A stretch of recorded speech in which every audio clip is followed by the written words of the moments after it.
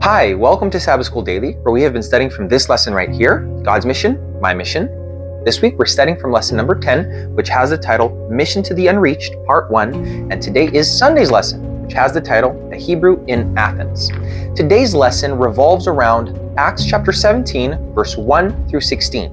And I need you to read that text before you continue with the study, or at least after you're done. If you're driving, if you're doing something else, please stop and read this portion of chapter 17, because it's going to give you context as to how Paul arrived in Athens. There's a whole context behind the rest of this week's lesson, and so I really don't want you to miss out. It's a big text, and so I'm not going to read it here, otherwise that would take way too long. But again, it's important for you to read this portion of the chapter. Basically, what happens is that Paul and his companions are in Thessalonica, and they are preaching the gospel, and several of the Jews of that city, they get jealous of Paul's success there, and they incite a mob to go after them. And so they knock at the house where they thought that they were at, the house of Jason, and they bring Jason out, and they really make him suffer a lot because he was associated with Paul, and Paul wasn't there. He was hidden. And after that situation, the people in the city who were friends of Paul and his companions, they send them off. And finally, Paul, he arrives in Athens, and he's not there accompanied with other people. He's probably just there with Luke.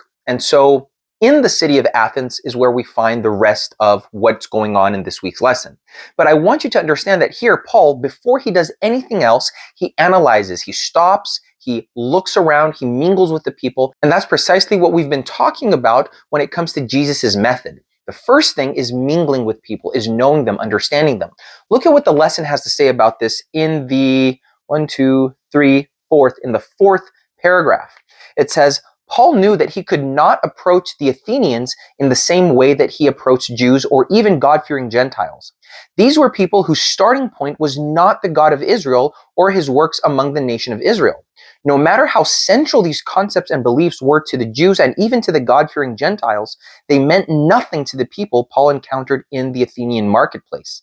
Hence, an entirely new approach would be needed. Friends, what this means is that when we are dealing with people that have completely different backgrounds than us, people who have completely different beliefs than us, we can't really use the methods that we know work well with people that are more similar to us. So when speaking to those who have different beliefs, different backgrounds, we can't come to them quoting the Bible. We can't rely on our traditional methods. We can't rely on things that we've done in the past. We need new strategies.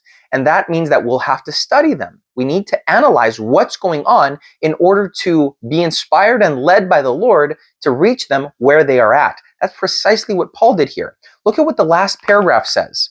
Today, we often seek to reach people whose background has nothing in common with what has been called the Judeo-Christian heritage. Hence, like Paul, we need to adapt. An approach that might work fine, for example, in Buenos Aires, in Argentina, could be useless in Bangkok, Thailand. And that, friends, is so true because we need to adapt what we're saying and how we're saying it to the people that we're dealing with, to our target audience. Finally, the question that arises at the end of today's lesson is, what kind of idols are people worshiping in your society, and how can you open their eyes to how worthless it all is? That's what Paul was up against, because the Athenians were extremely religious. They had several gods. They had so many gods that, as we're going to see, they even had a statue, an idol for the unknown God. That's how extreme they were. That's not different from today's world. The human heart is an incredible factory of fabricating idols. Instead of worshiping the one true God of heaven and earth, the creator, maker God, people have a tendency of worshiping whatever they can see, what they can hear, what they can touch, and what they can smell.